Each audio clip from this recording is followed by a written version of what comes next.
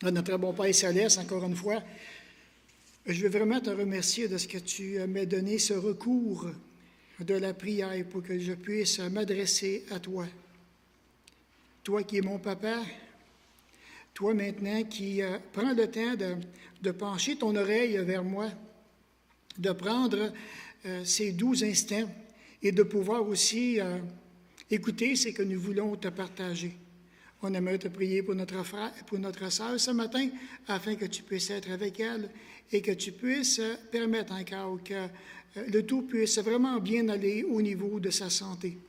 Seigneur, si elle doit consulter les médecins, on te prie afin que tu puisses diriger les pensées du médecin et qu'à ce qu'il puisse mettre un terme à tous ces bobos au niveau de sa santé. Encore une fois, Père, aussi, je veux te prier pour tous ceux et celles qui, ce matin, qui sont peut-être dans une souffrance quelconque, que ce soit une souffrance physique ou bien émotionnelle ou spirituelle même. Alors, je te prie afin que tu puisses, que ta bonne main paternelle, que ton amour ce matin encore puisse nous visiter, que tu puisses nous faire du bien, que tu puisses nous faire réfléchir et nous emmener encore plus loin dans le cheminement de notre foi. Encore une fois, mon Père, merci pour tout l'honneur que tu nous fais d'être présent parmi nous ce matin. Au nom de Jésus, Amen. Alors, je reviens encore avec ce petit verset qui, j'espère que lorsque je vais sortir de ce verset-là, que vous allez vous en rappeler par cœur. Hein? Nous savons du reste que toute chose concourt au bien de ceux qui aiment Dieu. Je ne suis pas encore rendu là. De ceux qui sont appelés selon son dessein, mais je ne suis pas rendu là. Tout concourt au bien maintenant de ceux qui aiment Dieu. Le Seigneur m'a vraiment à cœur de développer un thème, et puis j'ai commencé d'ailleurs il y a 2 semaines quand je l'avais apporté, parce que dans ma réflexion personnelle, ce que je partageais même au déjeuner des hommes hier au matin, je me suis dit... Bon, ça fait étant donné que je connais le Seigneur, que j'ai la joie de connaître Jésus-Christ. C'est vraiment, vraiment tout un honneur de connaître le Seigneur Jésus. Je me suis posé la question à savoir, on regarde la parole et puis on est encouragé à aimer Dieu de plus en plus. Alors je m'arrête puis je dis, est-ce que vraiment j'aime Dieu? Oui. Je pense pas. Oui. Je l'aime beaucoup. Maintenant, est-ce que la vie chrétienne se limite simplement à cela? Seigneur, est-ce que c'est tout ce que tu me demandes ici-bas sur terre? Alors, ce matin, j'espère être capable de vous emmener un petit peu plus loin. Donc, c'est parce que cette série que je veux développer, c'est apprendre à vivre avec Dieu. Je vais donner un petit peu plus de détails tantôt, au fur et à mesure qu'on va avancer. Mais juste pour vous dire que la dernière fois, lorsque j'avais apporté le message, j'avais apporté un exemple, donc, d'une soirée de karaoké qui se passe. Et puis, vous savez comment ça marche, les karaokés, hein? Il y a un petit écran, puis une petite musique qui chante, qui joue, puis là, maintenant, on vient en avant, puis on essaie de s'interpréter du mieux qu'on peut.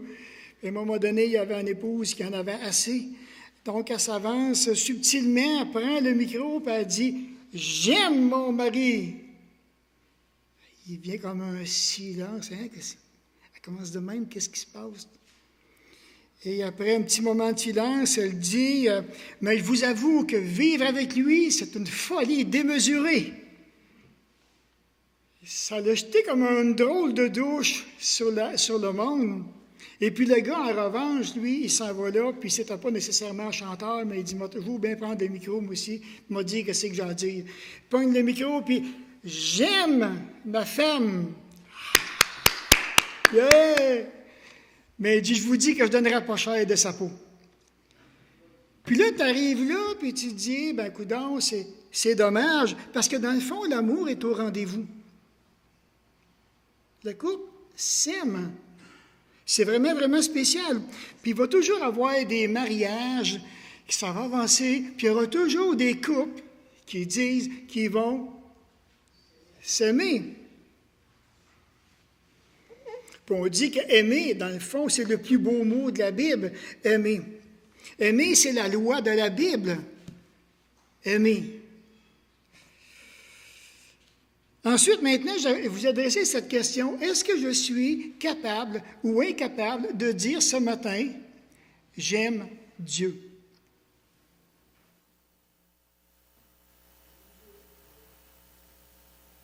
Est-ce qu'on est capable ou incapable de dire honnêtement au plus profond de nos cœurs, j'aime Dieu? Tantôt, notre frère disait, Jésus t'aime, ça se répand.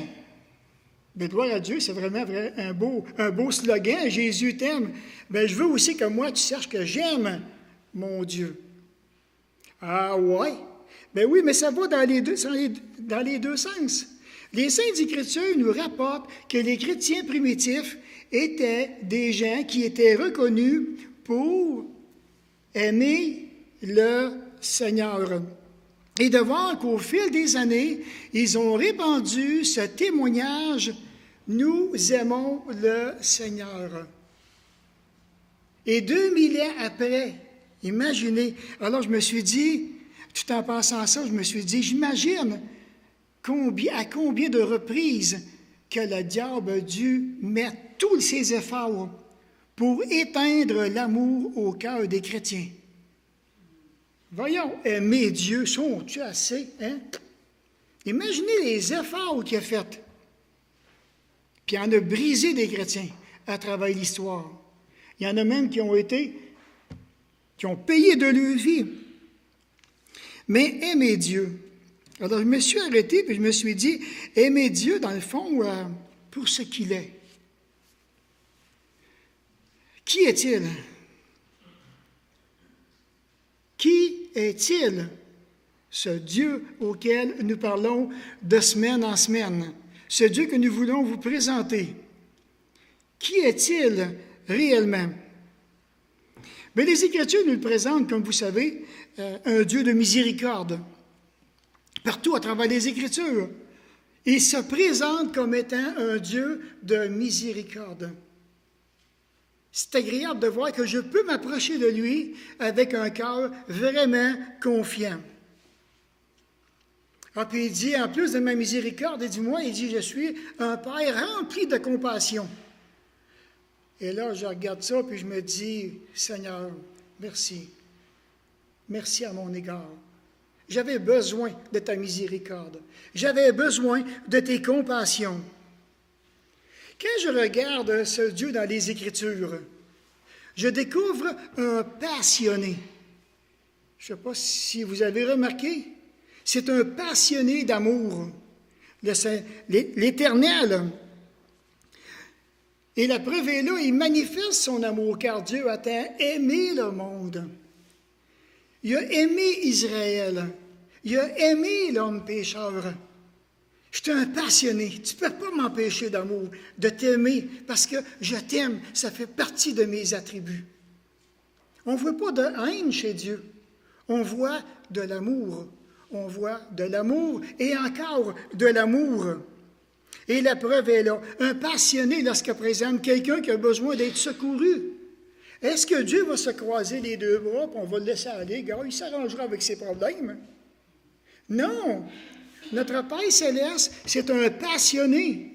Alors, si quelqu'un qui a besoin d'être secouru, évidemment, c'est certain que notre Père céleste va venir à son secours. On le voit à travers les Écritures, à travers les psaumes, c'est bien plein. Un Père qui est sensible à ma cause. Est-ce possible que Dieu démontre une sensibilité à ma cause personnelle, à ce que je vis, là où je suis rendu dans mon cheminement personnel? Dieu sensible, est-ce que ça se peut que Dieu soit sensible? Eh oui, on voit cette sensibilité-là partout à travers les Écritures. Juste à penser à quel point que le péché lui déplaît. On touche directement notre amour, sa sainteté, son amour et sa sainteté. Un Dieu de justice. Nous aussi, aujourd'hui, on est dans un monde qui a tellement d'injustices. Et lorsqu'il se parle des injustices, même parfois, ça peut arriver dans des milieux évangéliques. Et là, maintenant, qu'est-ce qu'on fait? On est tous pognés avec ça, puis on demande à Dieu qu'il puisse maintenant installer sa justice. Et tôt ou tard, sa justice va vraiment ressortir dans notre injustice ou bien maintenant dans des choses injustes qui, à nos yeux, qu'on va évaluer comme injustes. Dieu va manifester sa justice. J'ai pensé aussi, mais qui est-il, ce Dieu-là? Qui est-il? Un Dieu maintenant de sainteté. Quand je regarde, parce que je suis en train de lire le livre de Jérémie, je l'achève là maintenant, puis du temps de Jérémie, le peuple d'Israël était très, très, très idolâtre. Il avait atteint là, un apogée au niveau de l'idolâtrie, et de voir que Dieu maintenant va voir son prophète, parle aux oreilles d'Israël, crie à ses oreilles, repentez-vous, changez vos voix, il revient constamment, puis de voir maintenant qu'Israël fait la sourde oreille. C'est dur, c'est fermé, la parole ne rentre pas du tout. Et Dieu est obligé de punir son peuple et de l'envoyer en déportation. Dieu de sainteté. Un Dieu qui prend plaisir au cœur brisé. Est-ce qu'il y en a ce matin, sans savoir qui ont le cœur brisé, le cœur chagriné? Qui, à quelque part, je ne suis pas capable de dire que j'ai la joie ou parce que je suis brisé? Que ce soit sur le plan émotionnel, que ce soit sur le plan spirituel, je suis brisé. Qui, un matin, parmi nous, n'a pas l'esprit abattu? Peut-être, si je pourrais voir dans les cœurs de tout le monde, demain, j'arrêterais de prêcher direct là, de continuer à enseigner la parole. Mais qu'est-ce qu'on fait quand on a l'esprit abattu? Alors, notre Père céleste est sensible. Et non seulement ça, mais c'est un Père qui prend aussi plaisir à se charger sur ses épaules de tous nos fardeaux. On se rappelle, hein, dans Matthieu 11, 28 plutôt, hein, « Venez à moi, vous tous qui êtes fatigués et chargés. Venez me voir. Je vais prendre vos fardeaux, je vais alléger votre charge. » On parle aussi de notre Père qui s'occupe de tous nos soucis. Et Pierre nous dit, « Et déchargez-vous sur lui de tous vos soucis, car lui-même prend soin de vous. » Et j'aime ça. J'aime ça. Quand je vois mon Père céleste qui veut s'investir dans ma vie d'une façon aussi personnelle, ça m'édifie tellement. Un Père aussi qui veut nous animer de sa paix. On pense dans Philippiens, hein? De prier avec des actions de grâce, des remerciements. Et la paix de Dieu qui surpasse toute intelligence gardera vos cœurs et vos pensées en Jésus-Christ. Que votre cœur ne se trouble point. Croyez en Dieu, croyez en moi. Et de voir que Jésus revient, il veut constamment rassurer. Le Père est celui qui va ranimer la foi, l'espérance. Peut-être que même ce matin, parmi nous, qu'il y en a qui commencent à perdre l'espérance, à perdre la foi quelque part. Et j'ai besoin de revenir encore et de constater que ce Père-là désire vraiment ranimer mon espérance parce qu'il veut s'occuper de moi d'une façon personnelle. L'Écriture nous dit qu'il retire aussi l'indigent du fumier. Quand même, il faut-il qu'il soit mal pris? Il est dans le fumier jusqu'au cou. Puis Dieu va s'en occuper. Un Dieu qui ne manque jamais à sa fidélité. Dieu fidèle. On chante, hein? Dieu fidèle, tu ne changes pas. Je ne sais plus les paroles, là, mais je trouve ça tellement beau. Mais Dieu fidèle, il ne change pas. Un Dieu qui veut s'occuper de moi sur une base personnelle. Oui, aimer Dieu pour ce qu'il est.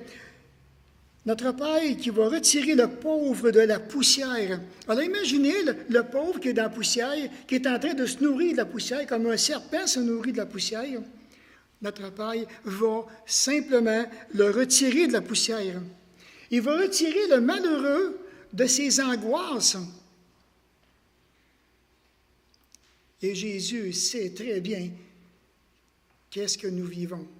Puis les angoisses, les anxiétés, quand on est pogné dedans, heureusement qu'il ne nous laisse pas là indéfiniment, mais il va nous retirer de nos angoisses, de la détresse.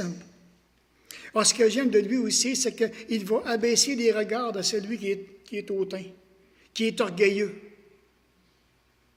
il va s'en occuper. Est-ce que vraiment que je connais ce Dieu-là dont les Écritures me parlent? Et parfois, on pourrait palper de l'orgueil chez certaines personnes. Peut-être qu'on va l'avoir partout, excepté nous-mêmes, pendant le temps qu'on aurait à s'examiner. Et si advenait que j'ai un pourcentage trop élevé d'orgueil, bien, Seigneur, donne un coup mortel à mon orgueil. Pas juste un petit coup, donne-moi un coup mortel à mon orgueil, que ça finisse une fois pour toutes. Et j'ai pensé à ce moment-là à Nabuchodonosor dans Daniel chapitre 4.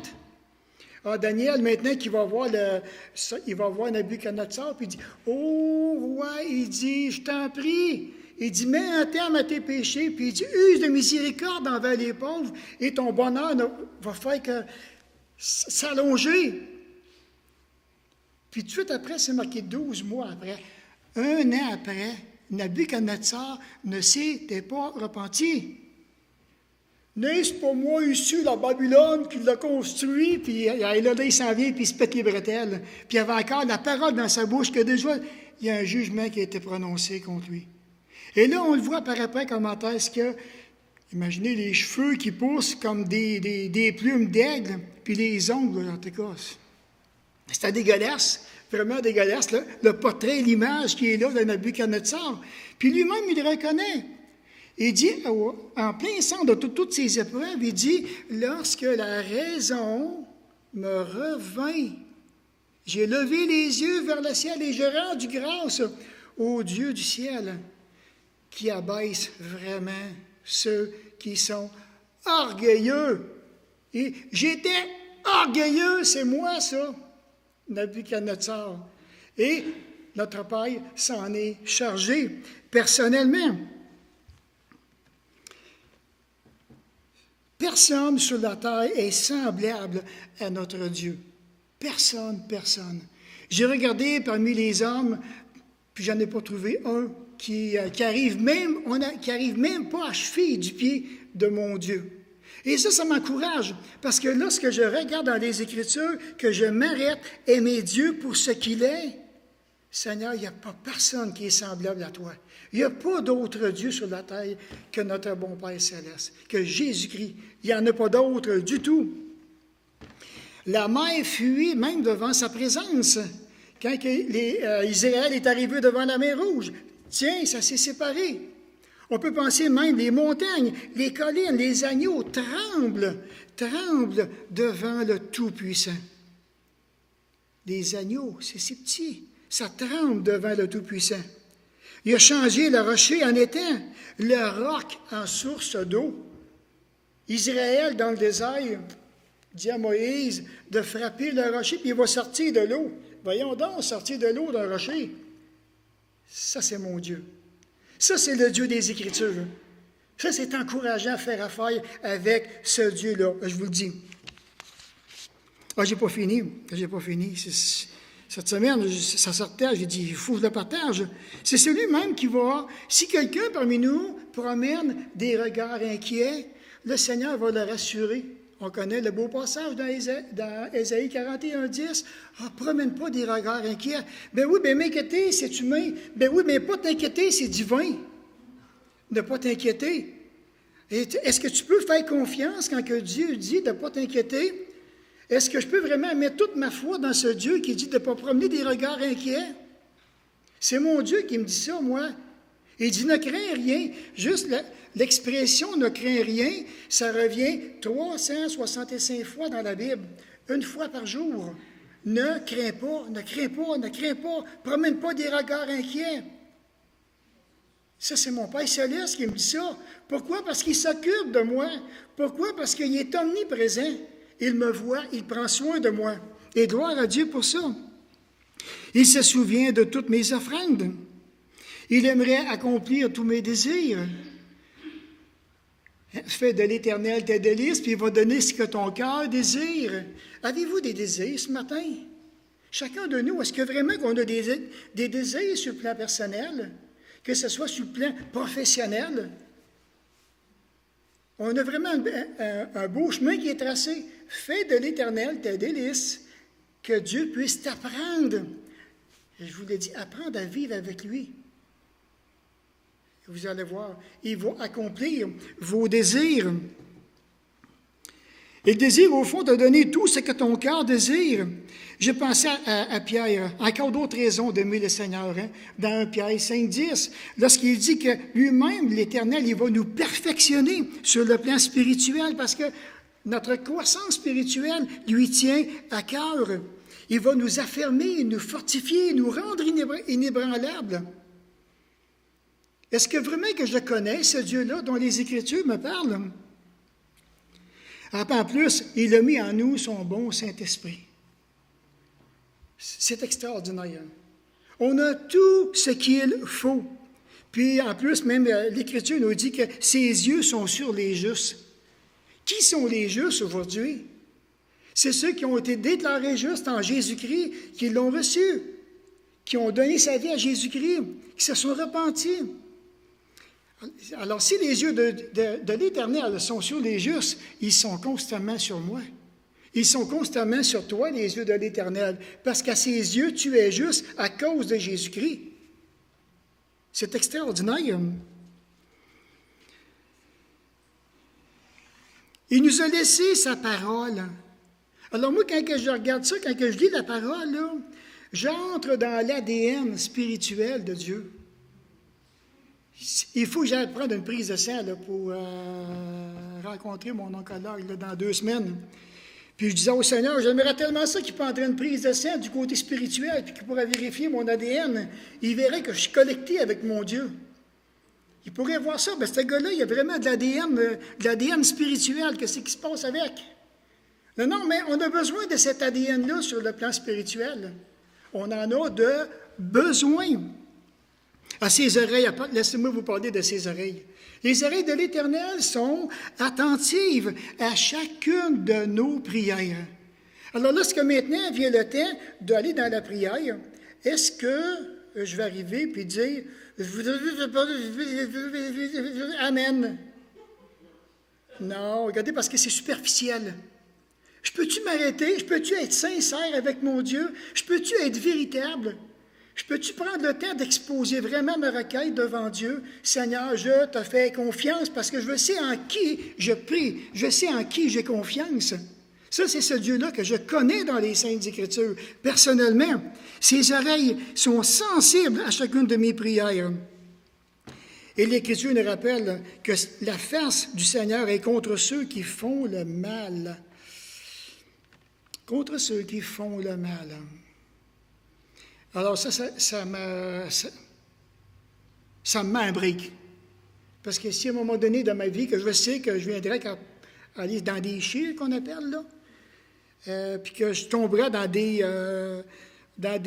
une vie défaitiste, je pense que le Seigneur prendra les moyens pour venir me rechercher. Il est sensible aux paroles, même dures, qui lui sont adressées. Quand on regarde dans Malachie, du temps de Malachie, les Juifs disaient des paroles dures. Puis l'Éternel, il a dit, vos paroles sont dures contre moi. Pendant le temps que moi, je vous aime, je vous ai démontré mon amour, je veux vous soutenir, je veux vous épauler, je veux qu'à ce qu'on puisse être capable d'aller de l'avant. Il est impossible à l'humain de tromper Dieu. C'est facile de tromper les uns, c'est facile de tromper les autres. Mais tromper Dieu, un instant. Un instant. On a pogné notre homme. Si on pense qu'on va tromper Dieu, oublions ça, parce qu'on ne réussira jamais à tromper Dieu. En plus, mais jamais qu'il va considérer ce que l'homme considère. Ah, ça, j'aime ça. On voit ça dans Samuel, hein, que l'Éternel ne considère pas ce que l'homme considère pendant le temps que l'homme regarde à ce qui frappe les yeux. L'Éternel regarde au cœur. C'est là qu'il regarde, c'est là qu'il a toute son attention. Ce n'est pas notre tête qui veut, c'est notre cœur qui veut. Pourquoi?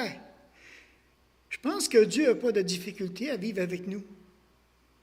Il veut vivre avec nous. Il est digne de tout honneur. Il est digne aussi de toute crainte. Puis en plus, mais malheur à ceux qui le méprisent.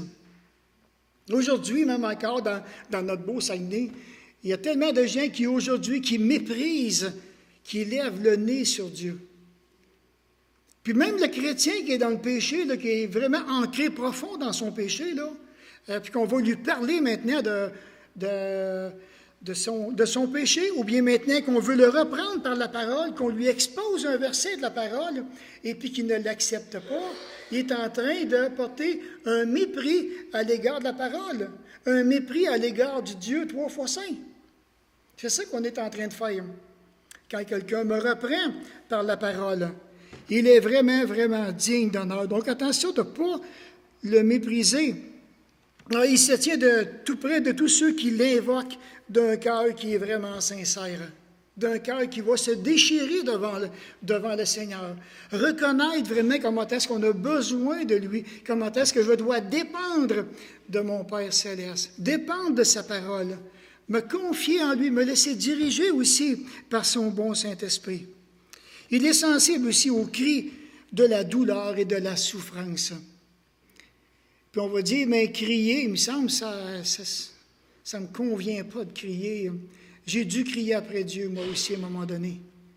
En 98, 99, je me rappelle, je passais un moment qui m'était tellement difficile, tellement pénible.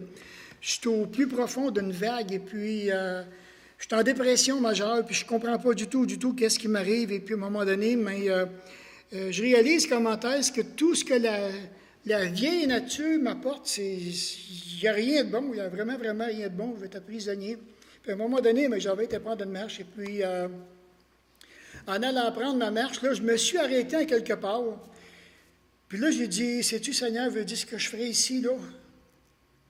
Là, j'ai dit, je crierai à fendre mon âme devant toi.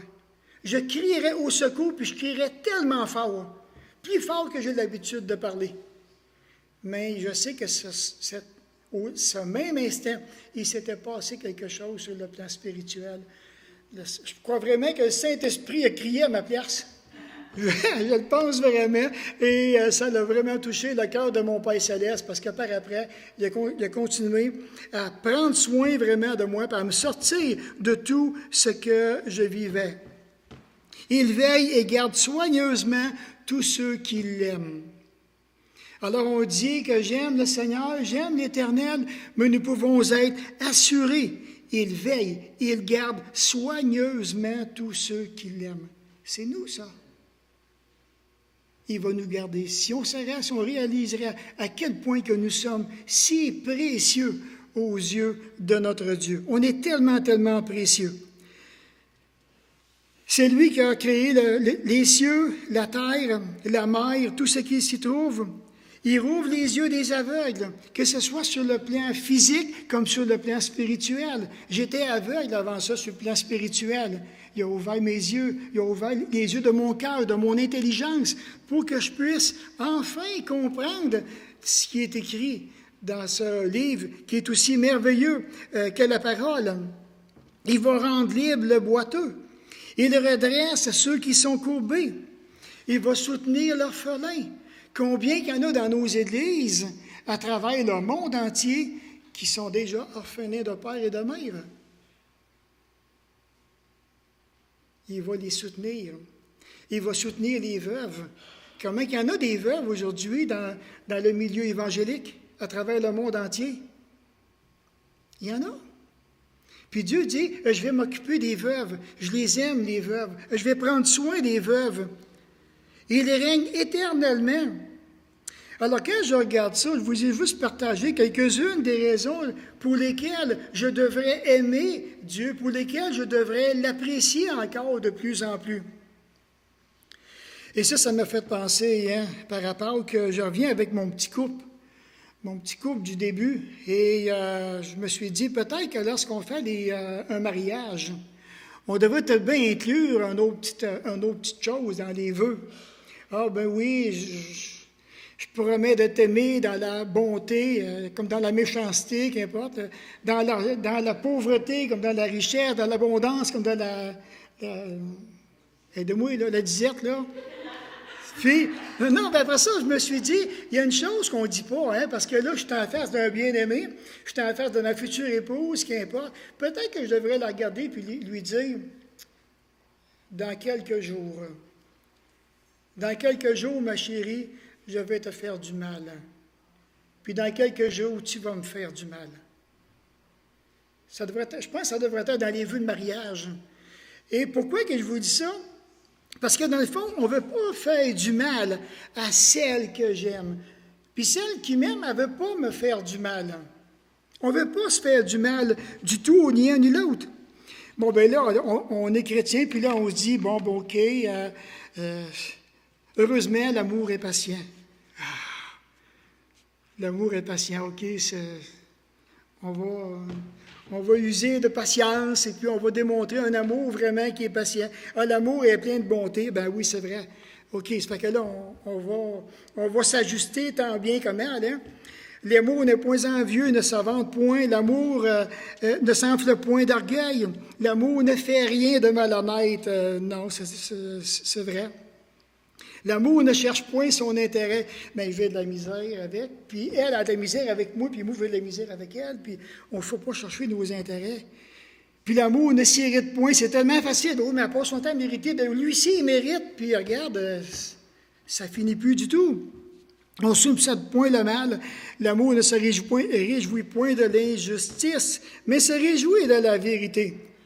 Puis parfois, on peut penser que dans un mariage, mais s'il y en a qui pensent que je vais aller chercher une conjointe un petit peu plus loin, puis peut-être que la conjointe ou bien le conjoint de mon ami ou qu'importe, peut-être bien que ça sera mieux que ma femme ou bien que mon mari. Échec et mat. Échec et mat. Tu vas prendre la même chose. On est attiré à prendre la même chose. Alors, notre cheminement, puis encore là, mais on dit aussi, vivre avec une épouse ou un époux, c'est tout un défi à relever. Avez-vous remarqué? Ah, OK, c'est correct. Bien, notre cheminement, il est loin d'être terminé, puisque ça ne fait que quelques années que nous sommes sauvés, ça ne fait que quelques années, dans le fond, qu'on est mariés. Alors maintenant, la question que j'aimerais vous adresser est celle-ci. Comment trouvons-nous ça, vivre en couple? Trouvez-vous ça difficile de vivre en couple? Ah, je sais que vous ne répondrez pas. Vous ne me direz pas. J'en suis certain que vous ne donnerez pas de réponse. Parce que dans le fond, il ne faudra pas soulever des choses. Ce n'est pas ça l'objectif. Mais on réalise comment est-ce que lorsque je regarde cette question, ça me demande, et ça demande aussi de la part de l'un de l'autre, beaucoup d'efforts. Ça demande beaucoup, beaucoup, beaucoup d'efforts. C'est pas facile. C'est pas facile vivre en couple. Moi, j'ai pogné la cerise sur le Sunday. Je suis vraiment béni. Vraiment, vraiment béni. Puis je loue le Seigneur pour ça. J'ai ma petite chouette qui est avec moi, et c'est bien correct. Mais c'est pour vous dire, pareil, qu'on apprend avec les années. On apprend. On ne pensait pas que c'était pour nous demander tant d'efforts. On ne pensait pas que c'était pour nous demander de mourir à nous-mêmes, de s'oublier dans cette relation de couple-là. Tellement, on est tellement différents. Maintenant, on est mariés, je l'aime, c'est pas le problème. Le problème, je l'aime, pas de problème. Mais voyez-vous comment est-ce qu'on est devant un autre défi. On va apprendre à vivre ensemble pendant des années et des années. On ne pensera pas au divorce. Ce n'est pas la solution. On va aller maintenant dans ce que Dieu désire que nous puissions faire. Puis, encore là, c'est sûr, je dis que le divorce, c'est du cas par cas, on s'entend. Il y a beaucoup de choses qu'il faut considérer. Mais la question que j'ai à poser ce matin est celle-ci. Comment trouvons-nous ça, vivre avec Dieu? Est-ce que nous avons appris à commencer à vivre avec Dieu? Ou est-ce que c'est difficile de vivre avec? Je suis à peu près certain que ce matin, la plupart d'entre nous, on ne peut pas répondre à ces questions. Parce que moi-même, quand je me les ai su poser, oui, je vous dis, ça brasse. Ça me brasse dans le cœur. Pourquoi? Parce que je veux répondre à ces questions-là. Je veux répondre. Et ça, maintenant, quand que je regarde là où nous sommes, nous avons accepté le Seigneur Jésus, on dit tout qu'on l'aime. Puis, je le crois vraiment que nous aimons tous le Seigneur. Oui. Mais serait-ce possible que Dieu voudrait nous emmener plus loin dans la démonstration de notre amour envers lui? Serait-ce possible? Ça m'arrête beaucoup. Ça me fait réfléchir. Pourquoi? Parce que, regardez, on pourrait tous se regarder un matin, là, on pourrait tous se dire, oui, on aime Dieu, on s'aime les uns les autres. Mais peut-être qu'il y en a qui diraient, je l'aime, lui, là, ou elle, là, je l'aime, là, mais je ne voudrais pas vivre avec. Voyez-vous, ça revient, ça revient. Puis là, on parle de frères et sœurs, là. Ah bien, elle ou lui, j'aimerais ça, apprendre à le connaître, être capable, parce que je suis certain qu'on serait capable de développer encore des belles choses, apprendre à vivre avec mes frères et mes sœurs. Pourtant, ce n'est pas si pénible. Puis parfois, on va dire, vivre avec, ça ne passe pas. C'est dur. C'est dur sur le bonhomme vivre avec. C'est dur sur la bonne femme. C'est dur sur le cœur vivre avec. Et là, maintenant, c'est la question que je me pose. Comment on trouve ça, vivre avec Dieu? Est-ce que j'ai appris à commencer à vivre avec lui? Peut-être pas, peut-être que oui. Étant donné que c'est une marche chrétienne, une maturité, qu'on est en train d'avancer. Et là, maintenant, on arrive à cet endroit, là où on doit réellement être sérieux lorsqu'on dit que nous aimons Dieu. Oui, je l'aime, mais le Seigneur veut vraiment m'emmener un peu plus loin dans ma vie. Michel, tu m'aimes? Oui. Puis je réponds oui aussi. Maintenant, je vais t'apprendre à vivre avec moi.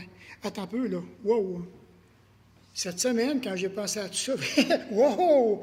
Je suis venu rempli de crainte. Et là, ma vieille nature a levé le nez. Et attends un peu, là, ça ne marche pas de même, tu sais. Mais effectivement. Alors, je me rends compte comment est-ce que la vieille nature veut revendiquer. Tu ne commenceras pas à vivre pour Dieu, Michel. Voyons donc, ça n'a pas de bon sens. Bien, pourquoi pas? Pourquoi pas que je n'apprendrai pas à vivre avec lui? Et c'est ce que je veux développer dans les prochaines séries de messages. Comment qu'on va apprendre à vivre avec? Cette semaine, là, je vous le dis, j'ai eu des luttes, j'ai eu des combats. Quand j'ai préparé le message, à un moment donné, j'avais tout de bien 5 ou 6 pages d'écrit. Il y en a 3, j'ai envoyé à la poubelle. Et ça n'a pas de bon sens, je dis. Et il a fallu que je recommence. Je l'ai fini hier. D'habitude, là, j'ai le temps de le méditer, de le passer, mais des combats, je vous le dis tout de suite, j'ai eu beaucoup de combats dans mon âme cette semaine lorsque je me suis approché et que j'ai examiné ces questions-là qui me sont venues à l'esprit, qui me font réfléchir. Puis, oui, j'ai tremblé à des places. J'étais viré à l'envers. Je dis, voyons, qu'est-ce qui se passe là? Et je m'aperçois que c'est bien. Seigneur, je dis, je suis peut-être à l'aube de quelque chose et puis qui m'excite, qui me passionne au bout, au bout, au bout. Alors, c'est ce que j'aimerais vraiment être capable de développer avec vous dans les prochaines semaines. Je ne sais même pas où ça va m'amener, où ça va me conduire. J'en ai aucune idée. Tout ce que je sais, je pense que je vais apprendre encore beaucoup de choses et parce que je crois vraiment que je n'ai pas fini d'apprendre et que le Seigneur... je m'attends à des moments d'humiliation, mais c'est correct. Ça fait partie du prix à payer parce que je veux vraiment apprendre de plus en plus. Oui, Jésus t'aime, Jésus t'aime. Ouais, moi, je voudrais te démontrer comment est-ce que moi, j'aime le Seigneur Jésus. Et on est appelé, chacun de nous, à démontrer, à vivre avec notre bon Père Céleste. Vivre avec sa parole. Je vais développer ça en tous les cas dans les semaines qui viennent. Alors, on va terminer là pour ce matin, parce que si je continuais, là, j'en aurais peut-être bien encore pour 1 heure. Puis je ne pense pas que vous voulez rester ici, que vous voulez dîner ici. Mais on va se reprendre la prochaine fois. Alors, pour terminer, on va aller dans la prière, puis on va mettre ces enseignements-là devant notre bon Père céleste. Alors, Seigneur, encore une fois, combien que je me réjouis de la personne que tu es. Quand que je regarde dans les Écritures, tantôt, tous les points même que tu avais mis sur mon propre cœur pour partager à mes frères et mes sœurs, ô Père, je suis vraiment émerveillé de ta grandeur, de ta puissance, de ta générosité, de ta sensibilité, de ton secours, de ta bonne main qui désire me protéger, de ton amour qui m'inonde constamment. Parce que tu désires t'approcher de moi, tes yeux sont sur moi, jour et nuit, et tu es en train de continuer à me former, à me transformer même. Non seulement moi, mais mes frères et mes sœurs aussi. Et c'est bon, mon Père, de se rappeler là où ton amour est le plus centré et de voir que nous passons même par-dessus le monde parce que nous sommes précieux à tes yeux, parce que nous sommes tes élus, nous sommes tes enfants, tes fils et tes filles, tes princes et tes princesses. Et de voir que tu nous aimes d'un amour incommensurable. Ô Père, combien que je veux vraiment te louer pour cet amour auquel tu nous démontres encore par ta parole. Seigneur, permets que cette semaine, que nous puissions vraiment porter cet amour auprès de ceux qui nous entourent, que nous puissions être vraiment contagieux. Père Céleste, encore une fois, que cet amour puisse les atteindre, puisse les encourager, peut-être dans certaines situations même les briser, pour qu'ils puissent revenir vers toi. Mon Père, merci de m'avoir démontré cet amour à travers la croix de Jésus-Christ. Et merci encore pour simplement cette petite pensée qui vient dans mon esprit, puis d'être capable maintenant à bien comprendre ce que tu aimerais que nous puissions, que je vais l'appliquer pour moi, que je puisse faire, apprendre vraiment à vivre avec toi, d'aller encore plus loin dans mon cheminement personnel, dans ma foi. Encore une fois, mon Père, sois béni à travers ta parole, sois béni à travers toutes ces réflexions. Et je te prie afin que tu puisses porter ce beau message dans le cœur de chacun de nous. Et bénis ta parole, bénis ton amour en nos cœurs, bénis aussi notre amour au sein de notre Église locale et continue encore à nous changer, à nous transformer. Et merci encore de garder nos cœurs et nos pensées en celui que tu appelles si affectueusement ton bien-aimé, car c'est en lui que je te prie pour sa gloire. Amen.